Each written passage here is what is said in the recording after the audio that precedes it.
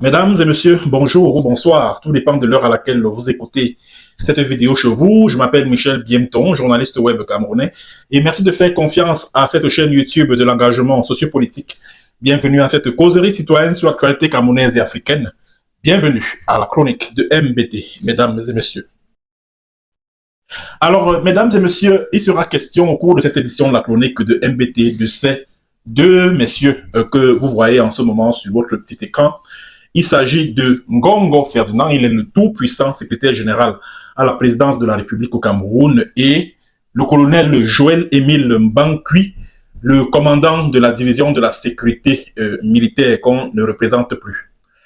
Alors, mesdames et messieurs, la semaine dernière, je crois, si mes souvenirs sont exacts, certains lanceurs d'alerte, activistes camerounais, que je ne vais pas citer ici, ont fait circuler une information sur les réseaux sociaux, plus précisément sur Facebook. Information selon laquelle le Joël-Émile Mbankui, le colonel Joël-Émile Mbankui, le voyou, la crapule, le criminel, l'assassin, le porte-flingue du régime de M. Paul Biya, est pressenti pour porter le grade de général de gendarmerie. Alors, selon les informations qui me sont parvenues de sources bien introduites, il n'en est strictement rien. Il n'en est strictement rien. Au contraire, c'est plutôt l'arrestation. Écoutez très bien ce que je suis en train de dire. C'est plutôt l'arrestation du colonel Joël-Émile Mbankui que planifie le clan de Ferdinand Ngongo. Je dis et je répète, le clan de Ferdinand Ngongo, le tout-puissant secrétaire général à la présidence de la République qui ne cache plus ses ambitions de succéder à Paul Biya, est en train de préparer l'arrestation du colonel Joël-Émile Mbankui. C'est-à-dire que ce clan-là va d'abord permettre que Mbankui Émile puisse prendre sa retraite parce que il sera mis en retraite, je crois, en avril ou en mai prochain. Parce que, normalement, Mbankui aurait dû prendre sa retraite en avril 2023, je crois. En avril 2023, mais il a eu une prorogation de 2 ans. Donc, ça veut dire qu'en principe, en avril 2025, le colonel Joël-Émile Mbankui ne devrait plus être en service. Alors, il est donc question de le laisser aller en retraite avant de le faire arrêter. Ce ne sont pas les motifs qui manquent, hein. Ce ne sont pas les motifs qui manquent parce que Mbankui a beaucoup tué, il a beaucoup assassiné et il a commis beaucoup de crimes, notamment dans le Cameroun anglophone.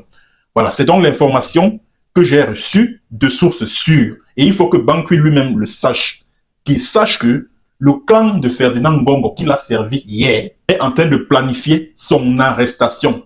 Souvenez-vous de la vidéo de la torture qu'a subi Longuet, qui a fuité récemment sur les réseaux sociaux. Bon, vous pensez que c'est anodin? Vous pensez que c'est anodin et c'est un signe de ce que Mbankui Émile n'est plus dans les bonnes grâces du clan Ngongo qu'il a utilisé hier pour des sales besognes. Et vous savez pourquoi le clan de Ngongo ne veut plus entendre parler du colonel Mbankui? C'est tout simplement parce que Ferdinand Ngongo a été mis au courant de ce que le colonel Joël-Émile Mbankui, qui est dans le service, dans la sécurité militaire, est en charge d'informer le chef de l'État sur le moral des troupes, sur la situation au sein de l'armée. Le colonel Joël-Émile Mbankui avait transmis un rapport ultra confidentiel à Paul Biya sur la préparation d'un coup d'État par le clan Ferdinand Ngongo. Ce dernier a été informé de l'existence de ce rapport ultra confidentiel. Et c'est la raison pour laquelle, quand il fallait nommer quelqu'un, c'est-à-dire que quand il fallait nommer le successeur, permettez-moi l'expression, de Maxime Eko à la DGRE, Ngongo a jeté son dévolu sur un diplomate, Ngomo Robbins, plutôt que parce que c'est Mbankui était pressenti pour prendre la tête de la DGRE après Maxime Eko, parce que les rapports entre Ferdinand Ngongo et Maxime Eko étaient devenus exécrables. Alors, Ngongo a fait des mains et des pieds pour se débarrasser de lui.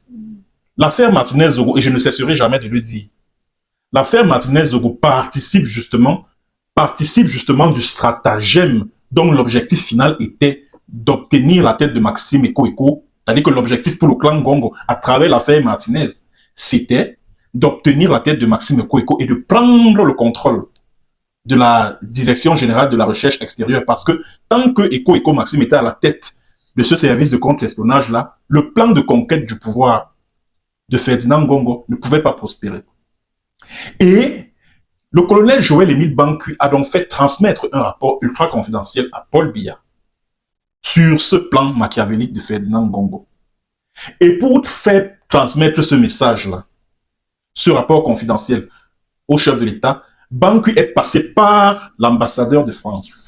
Parce que selon mes sources d'informations à Yaoundé, depuis un certain temps, pour faire parvenir un certain nombre de dossiers, de rapports au chef de l'État, l'on préfère passer par l'ambassadeur de France au Cameroun, qui a l'accès plus facile à Paul Biya que tout le reste. Donc c'est après avoir trahi son clan que Banqui Émile aujourd'hui se retrouve dans des problèmes avec le clan Ferdinand Ngongo, qui n'en a plus besoin, qui n'en veut plus. Et en ce moment, il est en froid avec les membres de ce Banqui Émile est en froid. Et en ce moment où je vous parle, le clan Ferdinand Ngongo est sur le point de sacrifier le colonel Joël-Émile Banqui.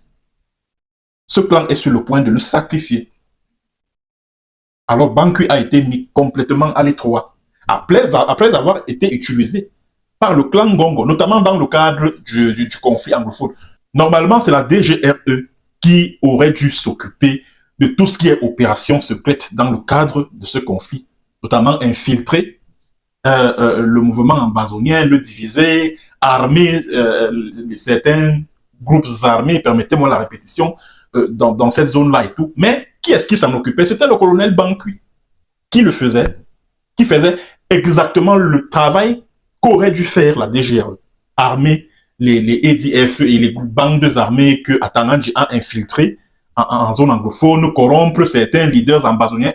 Fin décembre 2018, par exemple, c'est Banqui Émile qui a été chargé par le clan de Ferdinand Ngongo pour aller rencontrer certains leaders aux États-Unis afin de leur remettre des mallettes d'argent, les Akwanga Ebenezer, les Chris Anou et tout ça là.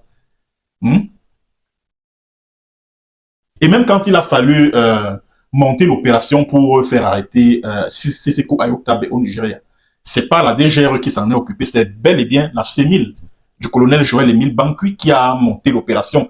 Et il s'en est d'ailleurs vanté dans une interview qu'il a accordée, je crois, en 2020, à une web télévision appelée Cry-Out TV. Banqui s'était exprimé au micro d'un certain Théodore Ngomba en disant que moi, c'est moi qui ai monté l'opération qui a abouti à l'arrestation de Siseko Ayoktabe. Mais pourtant, ce devait être le travail de la DGRE et non celui de la sécurité militaire. La sécurité militaire est là pour veiller au moral des troupes. Elle n'est pas là pour mener des opérations qui sont destinées à la DGRE. Donc, dans le cas, pour tout ce qui concerne le conflit anglophone là, la DGRE a été mise complètement à l'étroit. Le seul rôle que la DGRE a joué dans le cadre de ce conflit anglophone là, c'était les négociations que Eko Maxime avait engagées avec Siseko Ayoktabe là en juillet 2020 et les rencontres qui ont eu lieu au Ghana avec Akwanga et tout ça. Bon, Akwanga, Maxime Eko était venu avec une mallette d'argent pour le mettre à Akwanga pour que ces gars arrêtent les combats. Voilà pourquoi en mars 2020, les gars de Sokadef là, donc le groupe armé d'Ebenezer Akwanga, Ebenezer Akwanga a demandé à ces gars de déposer les armes. Et Akwanga avait tiré profit d'un appel lancé par le secrétaire général des Nations Unies à l'époque, qui demandait aux groupes armés à travers le monde d'observer une trêve Covid-19 oblige. Bon, Akwanga a profité donc de l'occasion pour demander à ses gars de déposer les armes. Et jusqu'aujourd'hui, le Sokadef ne les a plus jamais reprises. Voilà. Donc c'est le seul rôle que la DGRE a joué dans le cadre de ce conflit. Le seul rôle. Tout le reste là, le fait je vous ai parlé ici là d'une opération d'approvisionnement des groupes armés en armes et en munitions. Donc les 40 000 munitions qui avaient été interceptées par la Légion de gendarmerie des Bolo, voilà. C'est Banqui Émile de la division de la sécurité militaire qui coordonnait cette opération de livraison de ces 40 000 munitions aux groupes armés ambazoniens. Donc c'est-à-dire que le gouvernement camerounais, les services de renseignement camerounais ont infiltré des groupes armés en zone anglophone qui kidnappent contre rançon, qui enlèvent des civils, qui commettent des massacres, des assassinats ciblés, et tous ces faits d'armes-là sont attribués par les Nkonda Taitos, par tous ces activistes à la solde du régime des Biala, aux véritables combattants ambazoniens. Voilà donc le rôle que Bankui a joué dans ce conflit-là. Et même dans le cas de l'affaire Florence Ayafor, c'est la DGRE qui aurait dû mener toutes les investigations sur ce qui s'est exactement passé. Non, la DGRE a été mise de côté. C'est la sécurité militaire de Bankui qui a mené et les pseudo-enquêtes même qui ont abouti à l'arrestation de 2 innocents. Niba Innocent Akuma et puis Edmund Gang. Jusqu'à présent, ces enfants-là sont en prison. Ils n'ont jamais été jugés. Ils n'ont jamais été entendus au tribunal militaire de Yaoundé qui ne fait que renvoyer l'affaire. Depuis plus de presque 5 ans aujourd'hui, on ne fait que renvoyer l'affaire. Renvoyer, renvoie sur renvoi. Pourtant, les médias camerounais et étrangers nous avaient présenté ces 2 enfants-là comme des criminels, des assassins de Florence Ayafor. Et tout ça, c'est Bankui qui avait organisé cette communication-là. Lui et son collègue de la DIFCOM du ministère de la Défense, à Tonfac Serge Cyril. Ils avaient organisé cette communication-là pour dire que oui, la sécurité militaire, après des enquêtes, a mis la main sur Niba Innocent Akuma et puis Edmund Gang et ceci et cela. Voilà. Pourtant, ça, c'est le travail de la DGRE. Bon, maintenant, alors que Ngongo Ferdinand a été mis au courant de ce que Bankui Émile faisait parvenir des rapports au président Biya, en passant par l'ambassade de France au Cameroun, sur les manœuvres de prise de pouvoir par la force, ourdies par le clan de Ferdinand Ngongo. Alors, ce dernier a donc décidé de le mettre à la touche. Ngongo a décidé de mettre Émile Bankui à la touche. Et que Émile Bankui s'attende à ce que qu'on lui colle des affaires sur le dos et qu'il se retrouve en prison exactement là où il était censé, exactement là où il est censé être, parce que c'est un prisonnier ambulant, ce monsieur. C'est un prisonnier ambulant, ce Bankui. Et moi, j'avais dit à Bankui, je lui avais dit que monte, tu descends tous les crimes que tu as commis en zone anglophone là. Tu comprends? Tous les crimes que tu as commis en zone anglophone, tu vas payer pour ces crimes-là, tôt ou tard. Et j'invite toutes les personnes auprès desquelles Bankui Émile s'est vanté en se tapant la poitrine, en disant que oui, il a déjà tué 400 personnes. Pardon, soyez les témoins le moment venu, en cas de procès devant les tribunaux internationaux contre Bankui et tous ses amis génocidaires, criminels de guerre, qui trône à la tête de l'État du Cameroun, à Yaoundé. Soyez prêts à témoigner contre lui devant les tribunaux internationaux. Parce que vos témoignages seront précieux. Ah oui, vos témoignages seront précieux. Donc, Bankui, sache que tu vas faire la prison, tôt ou tard. Tu vas faire la prison. Et ce n'est pas seulement du fait de tes amis là, du clan Gongo, qui sont en train de préparer ta chute là, et puis ton arrestation. Ce n'est pas seulement d'eux que viendront tes malheurs. Tu vas faire face aux tribunaux internationaux pour crimes de guerre et crimes contre l'humanité parce que tu en as commis tellement. Tu en as commis tellement. Ah oui. Et tu vas faire la prison pour ça. Tôt ou tard, tu vas faire la prison pour ça. Donc, Bankui, il faut que tu saches que tu vas faire la prison. L'affaire de Florence Ayafor, la gardienne de prison qui a été tuée là. Aujourd'hui là, ses enfants sont là. Elle a laissé, vous l'avez tué, toi et ton collègue là, à Tanganji. Et puis le gouverneur de ce que vous appelez la région du nord-ouest là. Vous avez fait tuer cette gardienne de prison là. Et non seulement vous finissez de la faire tuer de la manière horrible qu'on connaît, mais vous abandonnez complètement. Cette femme a laissé 7 enfants. Hein. Elle a laissé 7 enfants qui sont abandonnés à eux-mêmes. Vous ne vous en occupez pas. Vous les avez oubliés. Celui qu'on appelle Lélé l'Afrique, le gouverneur de ce que vous appelez le nord-ouest là, il s'est rendu, quelques jours après l'assassinat d'Ayafo, il s'est rendu au domicile de sa famille, à son domicile, pour remettre une enveloppe d'1 million à la famille. Les 1 million là, ou c'était même pour faire quoi, je ne sais pas. Ou c'était même pour faire quoi, je ne sais pas. C'était pour faire quoi. Et il y a même mon cas, le cas de Michel Biemton que je suis. Dans un pays normal, s'il fallait m'entendre, c'est la DGR qui aurait dû m'entendre. Or, Bankui a pris les devants parce qu'il voulait montrer à son parrain Ferdinand Ngongo qu'il travaille bien et tout. Il a décidé de me nuire, de me pourrir la vie comme ça là. Ha. Et comme moi je m'appelle alors Bienton, hein, quand moi j'étais sorti, j'ai dit à Bankui que merde. J'ai dit d'abord à mes proches que le type là, quand je vais lui rentrer dedans, il va regretter pourquoi il s'est retrouvé au sein de l'armée. Il a fait ces choses-là par le passé à dos, mais moi, bientôt, ce que je vais faire en Bankui Emile, il va regretter pourquoi il s'est retrouvé au sein de l'armée camerounaise. Ce que je vais faire au type là, façon je vais signer sur lui. Parce que je voulais porter plainte, hein. Je voulais déposer une plainte en bonne et due forme et exiger des indemnisations. Après, j'ai dit, bon, comme la justice du Cameroun est pourrie, elle est ce qu'elle est, j'ai seulement pris ma décision, j'ai pris la résolution de régler mon contentieux avec Bankui Emile à la villageoise. C'est comme ça. Tandis que le gars m'a fait, je suis allé jusqu'au tribunal militaire, j'ai comparu devant les magistrats. Et la question que je me suis toujours posée est celle de savoir que, mais, comment ce salopard de Bankui là, il se sentait même dans sa peau.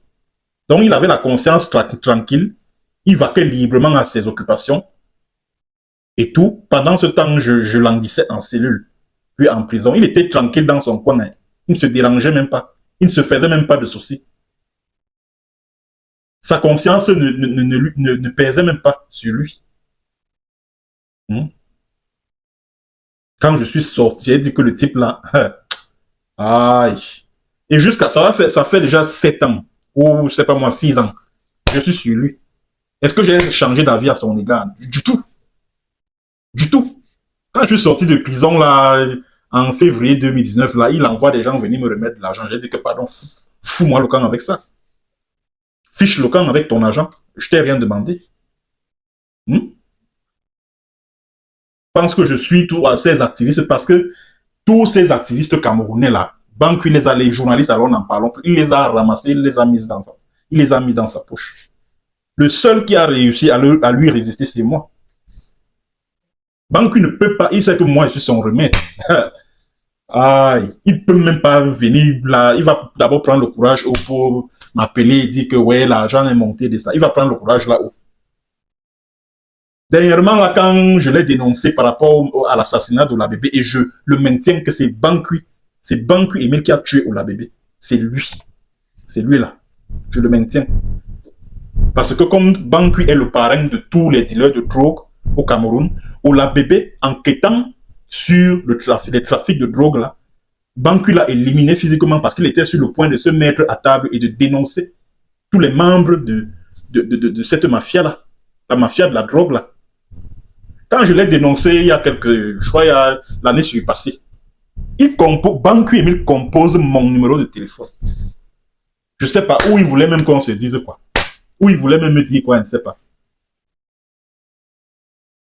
Que moi, je vais décrocher mon téléphone pour parler à Bankui. C'est pour lui dire quoi? C'est pour lui dire quoi? C'est pour lui dire quoi? On va parler de quoi? On va causer de quoi? On va causer des crimes de sang, des crimes économiques, du banditisme, du vol, du braquage à main. On va parler de quoi? Moi, je vais causer de quoi avec Bankui? Moi, bientôt. Sur quoi porteront nos conversations téléphoniques? Il faut qu'on soit sérieux. Bon, comme c'est son clan qui veut en découdre avec lui, je dis, tant mieux. Tant mieux.